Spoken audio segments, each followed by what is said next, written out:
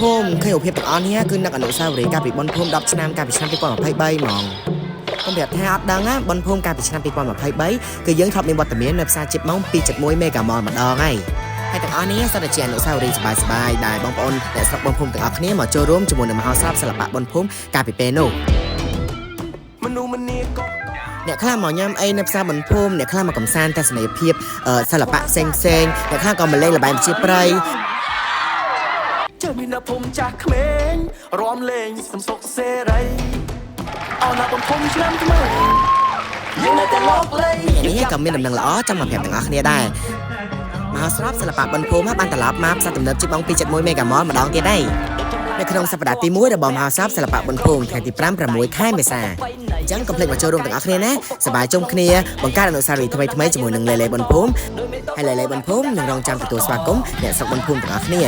អញ្ចឹងកុំភ្លេចជួបគ្នា